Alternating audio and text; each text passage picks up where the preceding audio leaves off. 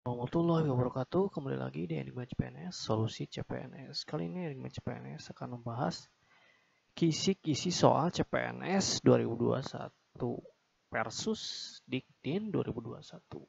Wajib tonton supaya lulus. Oke, jadi ini ada kisi-kisi soal CPNS tahun 2021. Ini dari Permen Pan RB ya. Pengadaan pegawai negeri sipil. Jadi untuk mencapai visi dan misi Indonesia Maju, mendukung kelancaran tugas dan pelayanan kepada masyarakat, meningkatkan kapasitas organisasi dan mempercepat pencapaian tujuan strategi nasional, membutuhkan penambahan aparatur sipil negara. Kemudian selanjutnya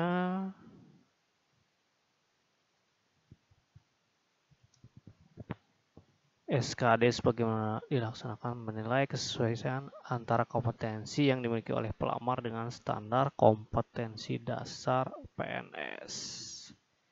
SKD meliputi TWK, TIU, dan TKP. Kemudian TWK bertujuan untuk menilai penguasaan pengetahuan dan kemampuan nasionalisme ya, dan implementasi nasionalisme. Jadi si TWK di CPNS ini ada 4 ya. Biasanya ada 5 ya sama bahasa Indonesia, tapi saat ini bahasa Indonesia jadi tidak ada ya. Nasionalisme dengan tujuan mampu mewujudkan kepentingan nasional melalui cita-cita dan tujuan yang sama dengan tetap mempertahankan identitas nasional, integritas dengan tujuan mampu menjunjung tinggi kejujuran, ketangguhan, komitmen, dan konsistensi sebagai satu kesatuan sikap untuk mencapai tujuan nasional. Bela negara tujuan mampu berperan aktif dalam mempertahankan eksistensi bangsa dan negara. Pilar negara dengan tujuan mampu membentuk karakter positif melalui pemahaman dan pengamalan nilai-nilai Pancasila, UUD NRI 45, NKRI, dan Bhinneka Tunggal Ika. Kan di kisi-kisinya juga udah ada nih. Nilai-nilai Pancasila berarti ya butir-butir Pancasila harus dihafalin ya. Kemudian UUD pasal-pasal harus hafal juga nih. Supaya nanti ini pasti muncul ya. Kalau udah ada di kisi-kisi seperti ini pasti muncul. Kemudian untuk TIU kemampuan verbal analogi dengan tujuan mengukur kemampuan individu dalam bernalar melalui perbandingan dua konsep kata yang memiliki hubungan tertentu, kemudian menggunakan konsep hubungan tersebut pada situasi yang lain. Jadi tetap ya, walaupun di kisi-kisi TWK bahasa Indonesia tidak ada, tapi kan kemampuan verbal ini harus didukung oleh kemampuan bahasa Indonesia ya. Sekarang kan untuk membandingkan satu kata dengan kata yang lainnya diperlukan wawasan dan kosakata bahasa Indonesia yang luas. Jadi mau tidak mau harus mempunyai perbendaharaan kata yang banyak.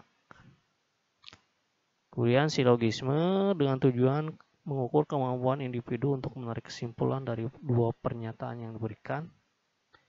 Ini silogisme juga selalu ada ya. Dari tahun ke tahun selalu ada.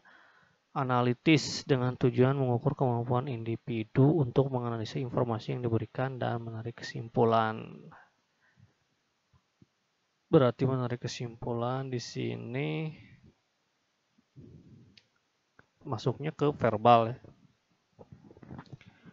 Biasanya analisis ini posisi duduk ya. Tapi di numerik juga ada nih.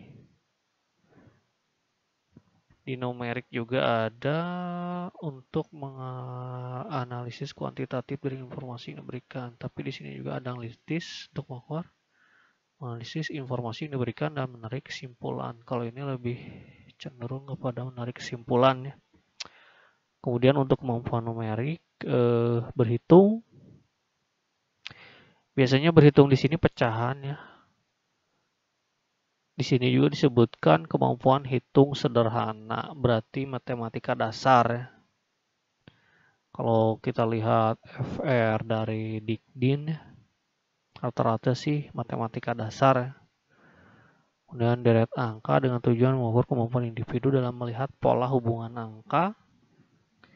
Deret angka juga selalu keluar perbandingan kuantitatif dengan tujuan mengukur kemampuan individu untuk menarik kesimpulan berdasarkan dua data kuantitatif.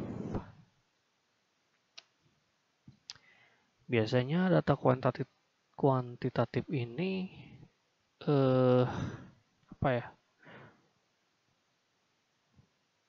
Soal cerita dengan tujuan mengukur kemampuan individu untuk melakukan analisa kuantitatif dari informasi yang diberikan. Pokoknya yang poin 3 sama poin 4 itu hubungannya dengan data angka ya. Jadi dari data tersebut kita olah jadi penarikan suatu kesimpulan. Kemudian kemampuan figural. Kemampuan figural ada 3 ya, ada 3 jenis, ada analogi, ada ketidaksamaan, ada serial. Kalau analogi, tujuan mengukur kemampuan individu dalam bernalar melalui perbandingan dua gambar yang memiliki hubungan tertentu, kemudian menggunakan konsep hubungan tersebut pada situasi lain. Biasanya analogi ini ada dua gambar, gambar 1, gambar 2, gambar selanjutnya adalah seperti itu ya, itu analogi. Kalau ketidaksamaan dengan tujuan mengukur kemampuan individu untuk melihat perbedaan beberapa gambar. Kalau ketidaksamaan ini nanti akan ada sekitar 5 gambar ya, 1, 2, 3, 4, 5 gambar. Dicari gambar mana yang berbeda. Dicari satu gambar mana yang berbeda. Kalau serial dengan tujuan mengukur kemampuan individu dalam melihat pola hubungan dalam bentuk gambar. Nah, serial juga ini sama. Gambar 1, gambar 2, gambar 3 misalnya. Selanjutnya gambarnya kemana, misalnya gambar yang satu berputar searah jarum jam, kedua searah jarum jam, pasti yang ketiga keempat juga berputar searah jarum jam, misalnya 90 derajat dan lain-lain. Kemudian untuk TKP ada 6 ya, ada 6 jenis, kalau dulu kan sampai 5 ya. Kemarin juga Dikdin sampai 5 ya, sampai profesionalisme. Tapi pasca PNS 2021 di kisi-kisinya ada anti radikalisme nih. Padahal Dikdin juga kan soal ditambah, cuman di kisi-kisinya nggak ada anti radikalisme. Apalagi ini tes CPNS soal ditambah dan juga anti radikalismenya ada ya. Pelayanan publik dengan tujuan mampu menampilkan perilaku keramah tamahan dalam bekerja yang efektif agar bisa memenuhi kebutuhan dan kepuasan orang lain sesuai tugas dan wewenang. Jejaring kerja tujuan mampu membangun dan membina hubungan kerjasama, berbagi informasi dan berkolaborasi dengan orang lain secara efektif.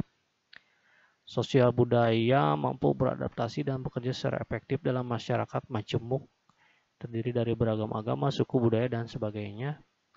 Teknologi informasi dan komunikasi mampu memanfaatkan teknologi informasi secara efektif untuk meningkatkan kinerja. Profesionalisme dengan tujuan mampu melaksanakan tugas dan fungsi sesuai dengan tuntutan jabatan. Dan anti radikalisme dengan tujuan menjaring informasi dari individu tentang pengetahuan terhadap anti radikalisme, kecenderungan bersikap dan bertindak saat menanggapi stimulus dengan beberapa alternatif situasi. Wah, ini nih. Ini yang baru nih, anti radikalisme. Jadi di sana dikurangi, di sini ditambah, benar.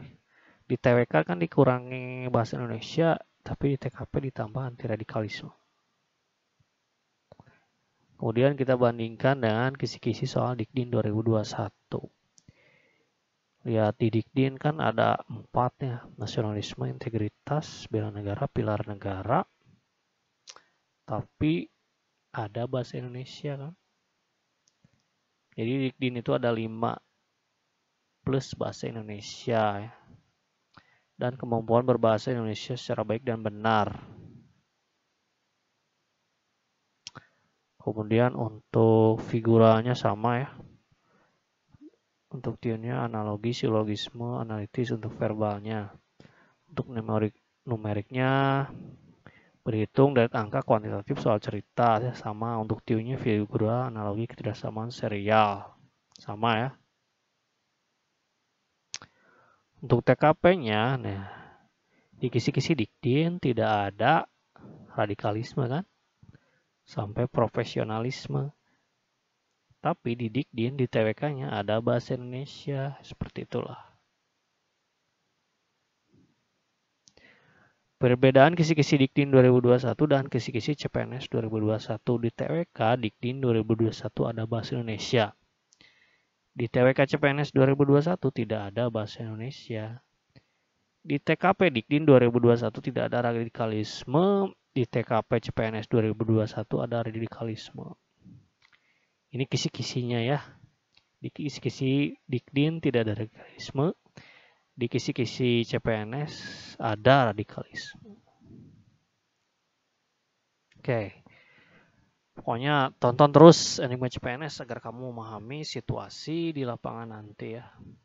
Baik itu CPNS maupun Dikdin. Jangan lupa like, komen, dan subscribe agar kamu tidak ketinggalan info.